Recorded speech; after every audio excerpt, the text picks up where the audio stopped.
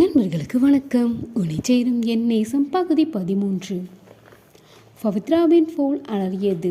நீண்ட நாட்களுக்கு பிறகு அந்த வந்த என்னை பார்த்தவள் அகம் பிரகாசமானது. அது அவளுடைய தோழியுடைய எண் அனன்யா, அவளுடைய அலுவலக தோழி. அதை பார்க்கவும் ஆர்வத்துடன் எடுத்தவள், எப்படி இருக்க என்று கேட்க, நீ என்கிட்ட பேச தேவையில்லை. ஏண்டி? பின்ன நான் தானே கால் பண்ணேன். உன்னை நினச்சி நீ என்ன நினச்சி பார்த்து கால் பண்ணியா? ப்ளீஸ் ப்ளீஸ் ப்ளீஸ் திட்டாத என்ன. சரி சரி மன்னிச்சிட்டேன். என்ன பண்ணிட்டு இருக்க? இரு நீ சொல்ல வேணாம், நானே சொல்கிறேன். நல்லா கால் மேலே கால் போட்டுட்டு 1,00,000 சோபா ஒன்றில் உட்காந்துட்டு தண்ணி வேணும்னா கூட யாரெங்கேன்னு குரல் கூட தான் இந்த வந்துட்டானுங்க அப்படின்னு சொல்கிற வேலையாட்களோட ஜம்முன்னு இருக்க, சரியா என்றால் எந்த பொறாமையும் எரிச்சலும் என்று கிண்டலும் கேலியுமோடு. நீ சொல்கிறதுல பாதி உண்மை இருக்குதாம்பா, ஆனால் எனக்கு அதில் நாட்டமே இல்லை. இவங்க கூடவே இருக்கந்தான், இருந்தாலும் ஒரு சில நேரம் ரொம்ப போர் அடிக்குது. எதுவுமே இல்லாமல் சும்மா உட்காந்துருக்க மாதிரி இருக்குது என்று உண்மையான வருத்தத்தோடு அவள் கூற, அவள் குரலிலேயோடைய வருத்தம் அவளை இம்சிக்கவே செய்தது. சிறிது நேரம் யோசித்தவள், ஹே, என்கிட்ட ஒரு வேலை இருக்குது. ஆக்சுவலாக அது எனக்கு வந்தது தான். பார்ட் டைம் ஜாப், 2 இல்லை 3 மணி நேரம் வேலை பார்த்தா போதும், வீட்டிலையே இருந்தபடி. நம்ம தான் ஆஃபீஸில் ஒர்க் பண்ணுறது பார்த்தாதுன்னு வீட்டில் வந்து ஒர்க் பண்ணணுமான்ட்டு வேணான்னு சொல்லிட்டேன். நீ வேணா அதை ட்ரை பண்ணுறியா என்று கேட்க, அவளுக்கோ மிகவும் மகிழ்வாக இருந்தது. உடனே ஒப்புக்கொண்டாள். சின்ன வேலை தான், அதனால் சம்பளமும் கொஞ்சம்தான், பரவாயில்லையா? பிரச்சனையே இல்லை. எனக்கு வெட்டியாக போகிற சில மணி துளிகளுக்கு தானே இது, அதனால எனக்கு ரொம்ப சந்தோஷம். எல்லாம் சரி, ஆனால் அதுக்கு லேப்டாப் வேணும் முக்கியமாக. என்ன சொல்கிற? நான் எங்கே போவேன்? ஏன், உனக்கு என்ன பிரச்சனை? நீ கேட்டால் உன் வீட்டில் ஆப்பிளே வாங்கி கொடுப்பாங்க, வாங்கிட்டு சொல்லு என்றவர்கள். மேலும் சில பல விசாரிப்புகளோடு அந்த பேச்சு முடிவு பெற்றது. இவள் யோசனையில் ஆழ்ந்தாள். என்ன செய்வது லேப்டாப்பிற்கு என்று? சேர்த்து வச்சிருந்த காசிலிருந்து வாங்கிடுவோமா, இல்லை மாமா கிட்ட போய் கேட்டு பார்க்கலாமா? வாங்கி தருவாதான், ஆனால் ஏன் எதுக்கு என்ற கேள்வியும் வருமே. என்ன செய்வது, எப்படி வாங்குவது?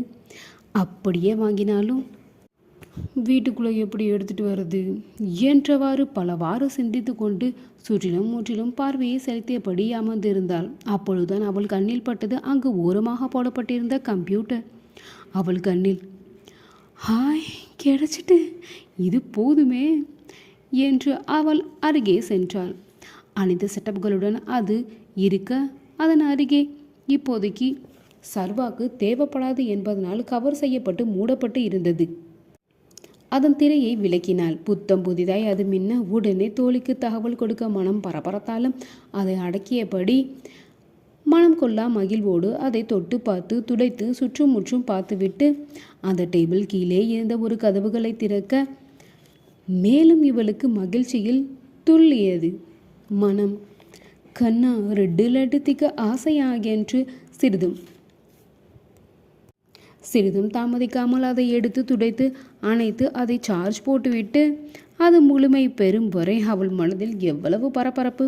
அது முடிவும் பெற அதை எடுத்துக்கொண்டு சர்வாவின் அருகே வந்தவள், என்னங்க என்று அழைக்க நிமிர்ந்து பார்த்தவனிடம், இது உங்களோடதா? இதுவா என்னோடதா என்று அவன் கேட்க, நல்லது, அதுவே தெரியலையா என் செல்லத்துக்கு என்றவள் அவனை அனைத்து நெற்றியில் முத்தமிட்டாள். அவன் வழக்கம் போல பேப்பரில் எழுதுவதும் கிறுக்குவதுமாக இருக்க, சரி நகர்ந்து போ, நான் வேலை பார்க்குறேன் என்று முகம் சுளிக்க இவளுக்கு சிரிப்பு பீரிட்டது.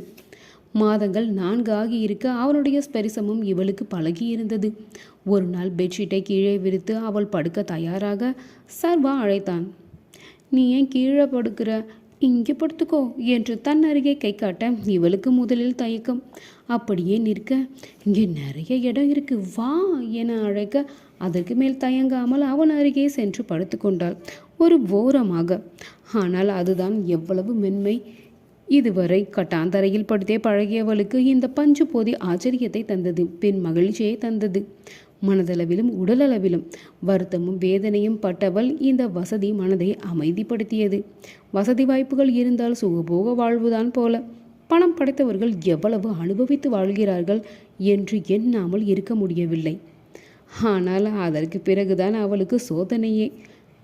ஆழ்ந்து தூங்கி கொண்டிருந்தவளுக்கு ஏதோ தன் மீது விழுவது புரிய அதிர்ந்து விழித்தாள். முதலில் ஒன்றும் புரியவில்லை. அந்த அரை இருளில், இரவு விளக்கின் வெளிச்சத்திலும் பின் விளங்கியது அவள் மீது விழுந்தது அவனுடைய கால் என்று. தூக்கத்தில் புரண்டு காலை போட்டிருக்கிறான். பின்னே இவள் ஓரமாக ஒதுங்கி படுத்து இருந்தாலும் அவன் நடுப்பதியில் கை கால்களை விரித்து படுத்திருந்தான் அல்லவா. மெல்ல அவன் காலை விளக்க முயல அவளால் அது முடியவே இல்லை. அவன் அவ்வளவு கனமாக இருந்தான். கடினப்பட்டு விலக்கிவிட்டு அவள் தூங்கிவிட மறுபடியும் காலும் கைகளும் மாறி மாறி விழுந்தது. அதிர்ந்து விழித்தவள் பின் தூக்கம் அவளை ஆழ்த்த போங்கப்பா என்று படுத்து விட்டாள். மறுநாள் அவன் அருகே படுக்க இவள் தயங்கி பெட்ஷீட்டை விரிக்க, நான் தான் சொல்கிறேன்ல இங்கேயே படுன்னு, நிறைய இடம் இருக்கு என்று அவன் சினுங்க நொந்தவள், வேணா நான் இங்கேயே படுத்துக்கிறேனே என இழுக்க அவன் பார்வை கடுமைக்கு மாறியது. பதறியவள், நீ இங்கேயே படுக்க வேணாம், வெளியே போ என்று கழுத்தை பிடித்து வெளியே தள்ளிவிட்டால் என்ன செய்வது என்று தோன்ற, வேண்டாம் வம்பு என்று நினைத்தவன், நான் பெட்லேயே படுத்துக்கிறேன் என்று கூற அவன் முகம் மீண்டும் புன்னகைக்கு மாறியது. இவளுக்கு மகிழ்ச்சி தான். அவன் தூக்கத்திற்கு பிறகு கை கால்களை போட முதலில் பதறியவள் இன்று அதை ரசித்தாள், விரும்பினாள். முதலில் அவளுக்கு விளங்கும் ஆண் ஸ்பரிசம்.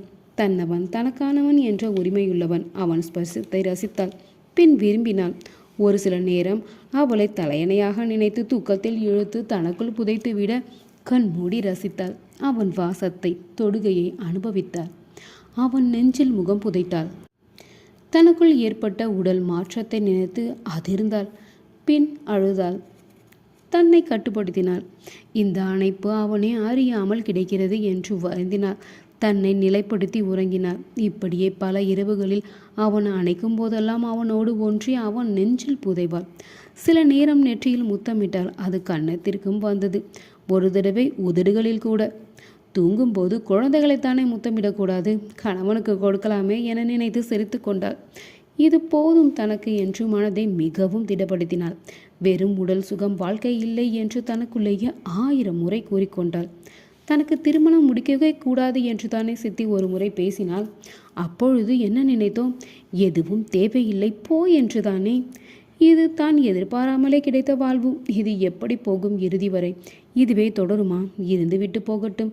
இவன் தன்னவன் என்ற ஒற்றை நினைவே போதும், வேறு எதுவும் எனக்கு வேண்டாம் என்று உறுதி பூண்டு அவன் நெஞ்சில் முகம் புதைத்து அமைதியாக உறங்கினாள், உடலை கட்டுப்படுத்தி. மடிக்கணினியை அவன் அனுமதி பெற்று இயக்க அது பாஸ்வேர்டு கேட்டது. முதலில் விழித்தவள் பின் அவன் பெயரை அடித்தாள். தவறு என்று கூற என்னவாயிருக்கும் என்று சிந்தித்தவளுக்கு, ஒருவேளை ஈஷாவோட பேராக இருக்குமோ என்று நினைத்தவள் அதை டைப் செய்ய, அது இருக்கக்கூடாது என்று மனதிலேயே 1000 முறை சொல்லி கொண்டார். அதுவும் தவறு என்று வரவும் அம்மாடி என்று நிம்மதி பெருமூச்சு விட்டார். சிறிது நேரம் சிந்தித்தவள் கனிமொழி என்று டைப் செய்ய உடனே அது திறக்கவும் அவனை பார்த்து வியந்தாள். பாஸ்வேர்டில் கூட அன்னையின் பெயரை வைத்து இருந்தான். அவ்வளவு ஈடுபாடா அன்னையின் மீது? அதுதான் அவரின் திடீர் மறைவு இவரை இப்படி நிலைக்குலைய செய்துவிட்டதா என்று வருந்தினாள். அதற்கு மேல் தொடராமல் அவனிடம் சென்றாள். உங்களோட லேப்டாப்பை நான் யூஸ் செய்துக்கவா என தயங்கியபடி அவள் கேட்க, அதை பார்த்தவன் இது என்னோடதா என்றான். தலையில் கை வைத்தவள் அதுவே தெரியலையா என்று நொந்தவள். அதற்கு மேலும் அவளை தவிக்க விடாமல் அவனும் வச்சுக்கோ என்று தலையாட்டியபடி கூறிவிட தன் வேலையை தொடர நினைத்தவள் பின் ஏதோ நினைவு வந்தவளாக, சரி வாங்க நம்ம ஒரு வீடியோ எடுத்துக்கலாம் என்று கூற அவனும் புரியாமல் விழிக்க அவள் வீடியோவை ஆன் செய்தாள். இதை நான் வேலை பார்க்குறதுக்கு இதை யூஸ் பண்ணிக்கட்டுமா, உங்களுக்கு சம்மதமா என்று கேட்க பின்னிருந்தவனோ என்று சிறு பிள்ளையாய் தலையாட்ட தேங்க்யூ என்று கூறிவிட்டு அவன் கன்னம் பிடித்து நெற்றியில் முத்தமிட்டார். அதை இயக்கத் துவங்கினாள். அது உயர்தர லேப்டாப். அவன் கனவிலும் நினைத்து பார்க்காதது. தன் தோழிக்கு அழைத்து கூறிவிட்டு அடுத்த நாளிலிருந்து அவள் கூறிய வேலைகளை செய்ய துவங்கினாள். சர்வஜித் எப்பொழுதுமே வேலை செய்கிறேன் என்று எதையாவது கிறுக்கியபடி இருக்கும். சில மணி நேரங்களில் அமர்ந்துவிட அந்த நேரமே அவளுக்கு போதுமானதாக இருந்தது. மேலும் அவள் நாட்கள் அவனோடு இனிதாக கழிந்தது. காதல் ரசம் சொட்ட சொட்ட, காமம் கலந்த பார்வை சுட்டரிக்க, செல்ல தீண்டலும் ஆசை வருடலும் தான் வாழ்வை இனிமையாக்குமா? சுதந்திரமே இல்லாத அவள் வாழ்வில் கட்டுப்பாடுகள் உடைத்து மனதில் நிம்மதி நிறைந்து இருக்கும் இந்த வாழ்வே அவளுக்கு போதுமானதாக இருந்தது. தண்ணீர் குடித்தால் கூட, ஏன் தண்ணியை நிமிஷத்துக்கு நிமிஷம் குடிக்கிற? உனக்காகவே ஒரு குடம் தனியாக பிடிச்சி வைக்கணும் போல என்று சலிப்பால் சித்தி. என்னமோ இவங்க வரிசையில் நின்று பிடிக்கிறது போல. தண்ணீர் இலவசம் என்றாலும் சுற்றுப்புற வீட்டாரிடம் போரிட்டு அடித்து பிடித்து பிடிக்க வேண்டுமே. இவளும் ஒன்றும் தாகத்திற்காக தண்ணீர் குடிக்கவில்லை. அரைக்குறை வயிறு அடிக்கடி கில்ல அந்த மிச்ச சொச்ச பசியை தண்ணீர் கொண்டு முழுமையாக்கி கொண்டு இருப்பான். இப்பொழுது உண்ணும் உணவு கூட வயிற்றை மற்றும் இன்றி மனதையும் சேர்த்தே நினைத்தது. மனைவி என்பதை அவன் உணர்ந்தானோ இல்லையோ, ஆனால் அவன் மனைவி என்பதால் தனக்கு கிடைத்த அங்கீகாரம் கருப்பான கரியை உடைத்து வரும் பல பல வைரம் போன்றது அல்லவா? அவள் விரும்பினாள் அவனை இப்பொழுது உயிரினும் மேலாக. இந்த கதை உங்களுக்கு பிடிச்சிருந்தா தொடர்ந்து கேட்டுட்டே இருங்க.